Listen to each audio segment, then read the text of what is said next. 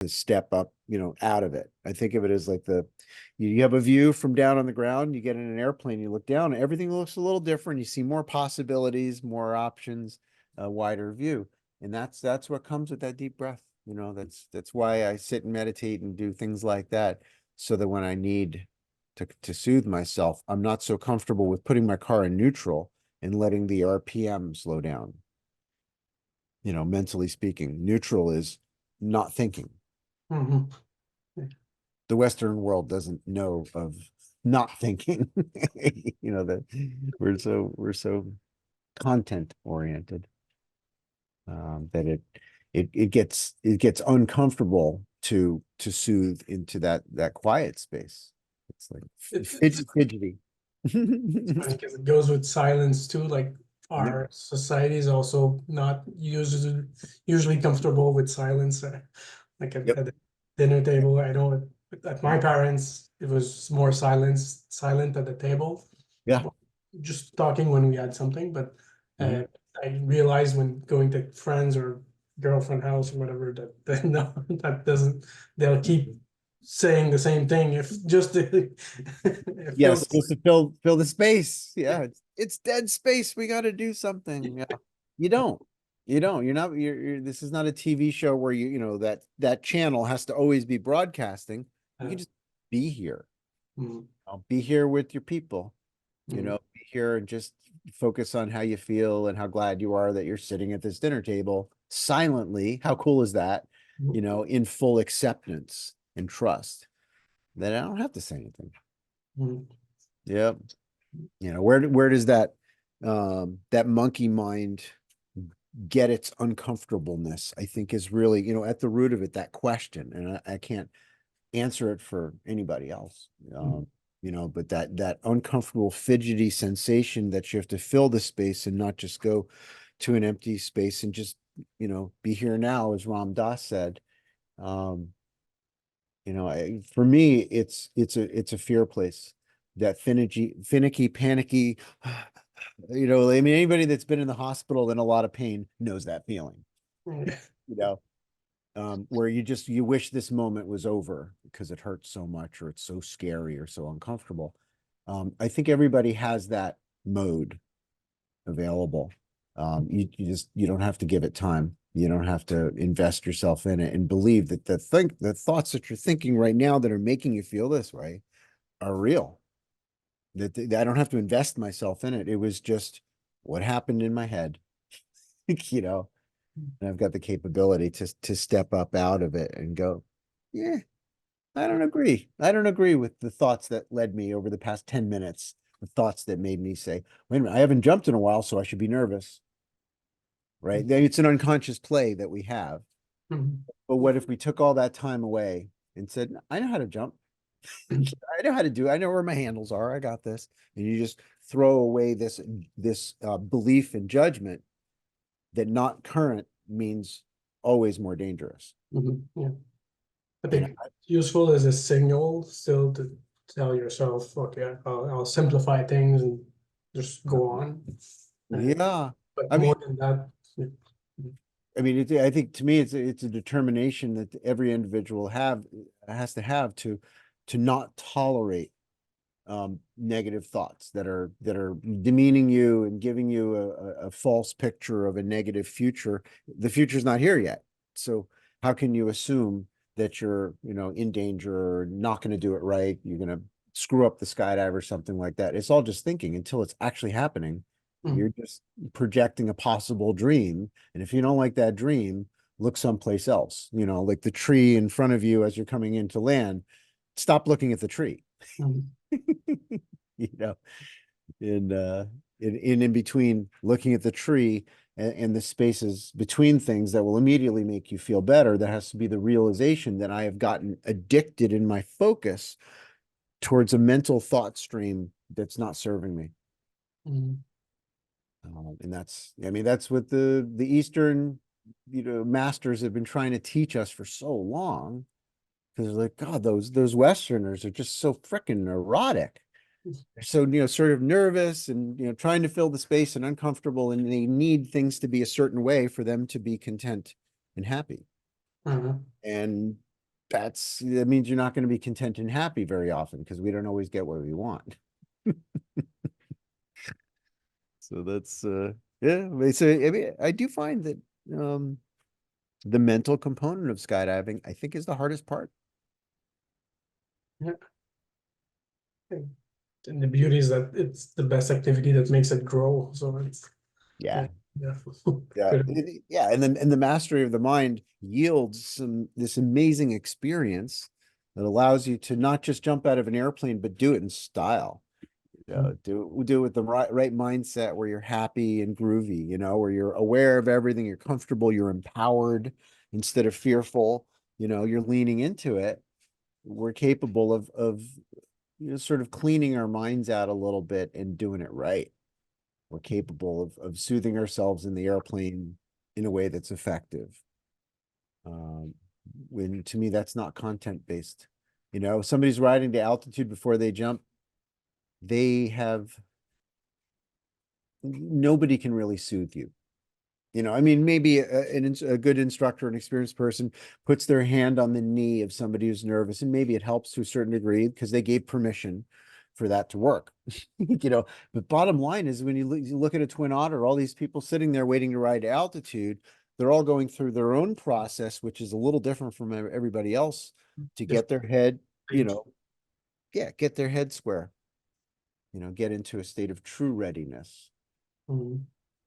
Not nervous hypervigilance, but an easy, comfortable flow state where you allow it to happen. For me, the best skydives were if the whole thing felt easy. It was very graceful, and I wasn't trying. I was just enjoying, the flying.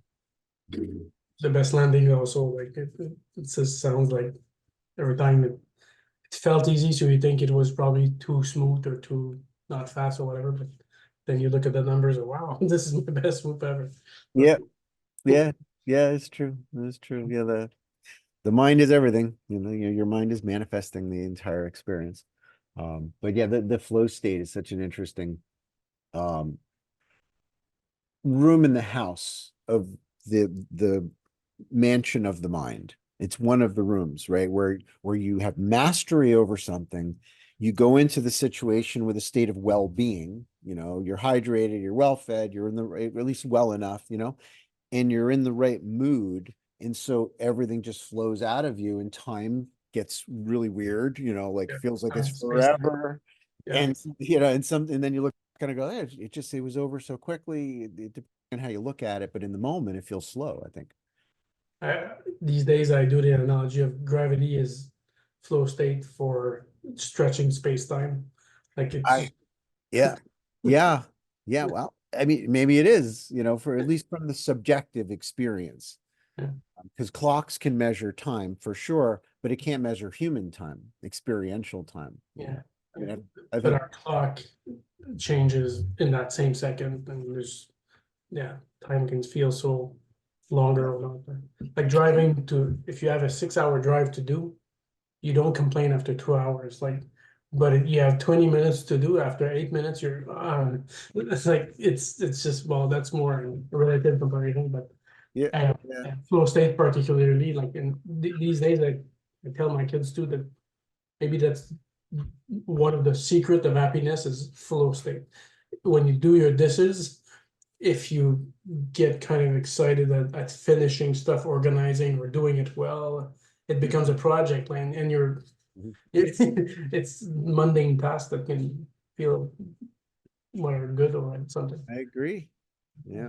Yeah, I think that is the road to happiness is seeking out the flow state and not hating on the moments that are complicated. I just call it first gear moment where things are a little bit hard because you don't have a lot of knowledge and skill in this area, right? Or it's complicated and unexpected and you're adapting. All right, it's not exactly a flow state in that regard, but you can still enjoy it if you're not labeling it as less than because you're comparing it to other experiences where you have mastery and you're comfortable and you're in trust. Um, it's not bad. It's just different. The hard times that are, where the adventure turns into misadventure. there's all this labeling that the mind wants to do that puts us, kind of circling the drain of negativity because of the way we're interpreting the events, and feeling that need to label, I think, is the problem. Why label? Why judge? Just it is what it is, and I'm going to try to make the best of it, whatever it is. Yeah. Yep. Yeah, there's a lot of great books on happiness and what seems to increase the likelihood of somebody experiencing happiness on a regular basis. Fascinating. And it's not always about a million choices. It's not always about having $1 million. There's lots of very, very people that live in a meager life that are very content and very happy. Yeah, it can be done. I mean, I think that you can be rich and happy too. It's possible. And sometimes I'd say it's always a comparison with the base. Like if your base is now rich, you'll compare yourself to tomorrow. You had $1 million or that, so now you need a differential or that's growth. But Yep, the which is a framework. typical answer that find very Western oriented that you need to grow for. Yes, it's evolution oriented, but not everyone is necessarily need that to be anyway. So I don't Yeah. know. It, Yeah, I think it's our comparisons that really bring our energy, our emotional energy down the most. Yeah, I mean, my friend Mike, who one of the Malone jumpers, yeah, it's one thing. that no, not that one. Sorry. Mike Fay. I talked to him a little bit. I think you weren't there for one of the sessions, but he got out of skydiving, flying airplanes for a living. He's flying like the corporate jet for fish and stuff like that. Cool guy. He actually provided our first airplane at VSA. He bought the Hershey Bird. But he got out of skydiving, got into polo, riding horses and all that stuff. And his horse tripped a year and a half ago. Both front legs went down. He went right off the end, landed right on his head, and broke his neck. And he's quadriplegic now. Oh. And it's interesting because he hasn't gone into, at least from what I can tell from conversations, he hasn't gone into a horrible deep depression. He certainly, he talks about, when he compares what his life was like when he was jumping out of planes and he could do whatever he wanted to, and now he's limited, but he's got such a resilient attitude that he went into acceptance. Like, I don't know how quickly, but fairly quickly, he accepted this is my situation. And then he got into the question and answer process of what can I still do? What can I do now? And he's managed to reach a point where he's got a little motor control on his arms a little bit. One of his hands kind of sort of works. And so he's able to drive a car. And he drove down to West Addison to Oli's place. Nobody was there, he said, but he drove down to the drop zone just to be there as an excuse to get out and do something. And he's exercising his freedom, and he hasn't gone into the deep depression that most people fear that they would have if they were in his shoes.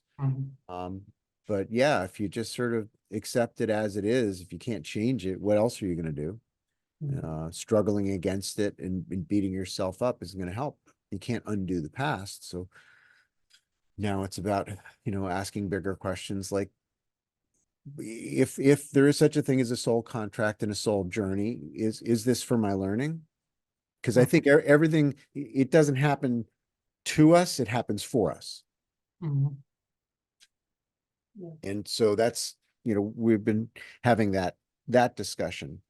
It's like, well, is there something, in your life that maybe you are getting signals to slow down and smell the flowers, so to speak, to be more contemplative and more, within your mind, and not just defining everything as the physical world, and get more into the miraculous non-physical world.